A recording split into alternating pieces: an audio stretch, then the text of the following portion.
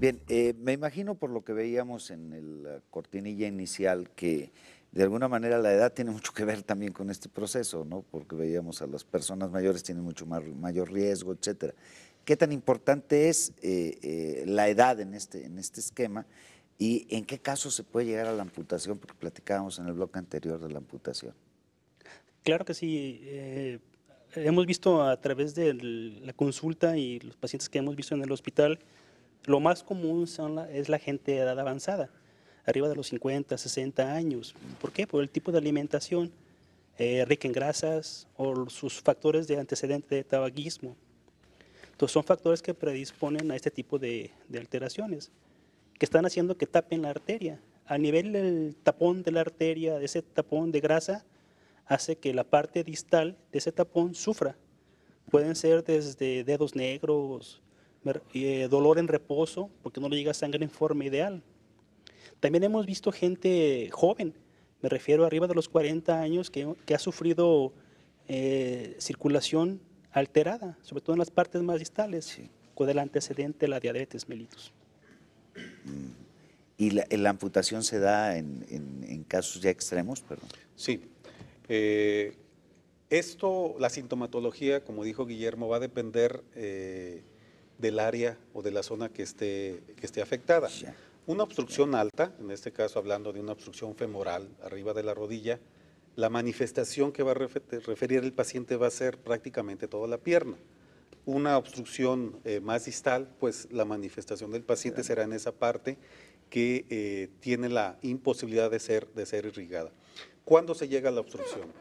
Como decía Guillermo, son padecimientos crónicos que se pueden agudizar, pero hay personas que tienen algún padecimiento cardíaco, por ejemplo, una fibrilación auricular, que pueden formar trombos en una de sus aurículas y de ahí ese trombo desprenderse, embolizar y afectar alguna extremidad, en este caso estamos hablando de las piernas o puede afectar también los pulmones.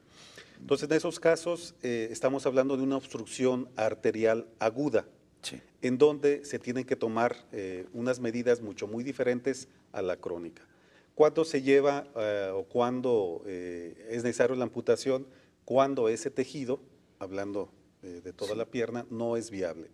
Cuando ese tejido no es viable, bueno, cuando tiene ciertas manifestaciones clínicas en donde definitivamente el tiempo en que se hace el diagnóstico, el tiempo que tiene la obstrucción arterial, hacen que no se pueda hacer prácticamente nada por esa extremidad.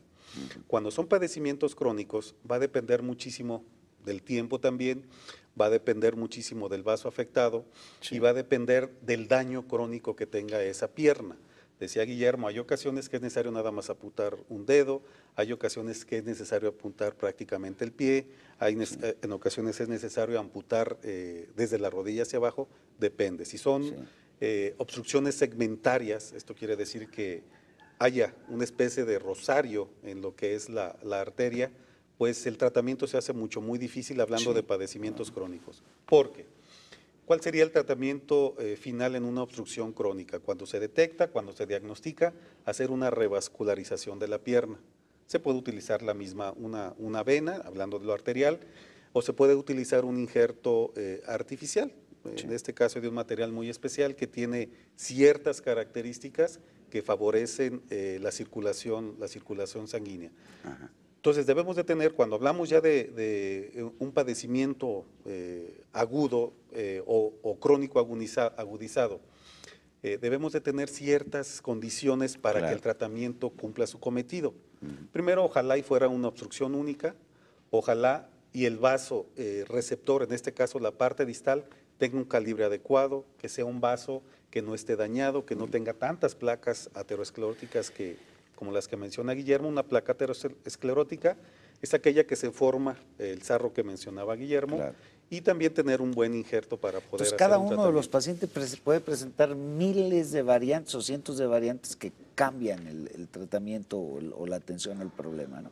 Vamos a ver este testimonio y continuaremos aquí en T Médica, no se vayan.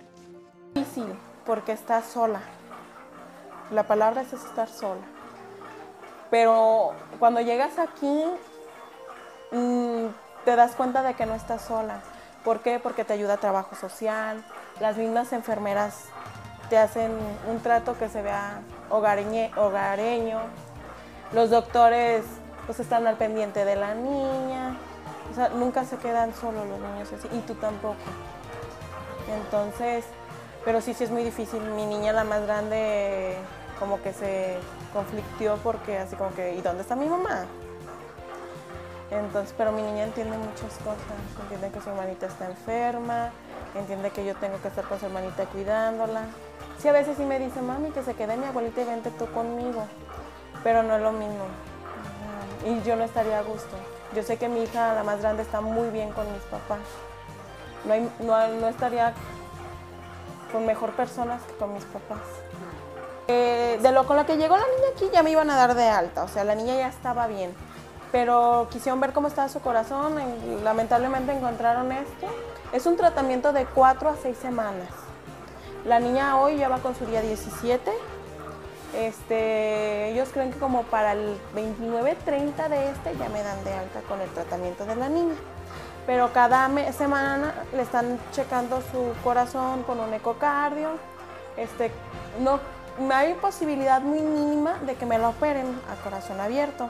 Esperemos que no, porque ya me explicaron la operación, te dicen, y entonces a mí sí se me hace como que media riesgoso, porque es un bebé chiquito, pero igual si la necesitan, la fe es muy grande. Gente que lamentablemente caiga en esta situación, fe, sobre todo, confianza en sí mismo,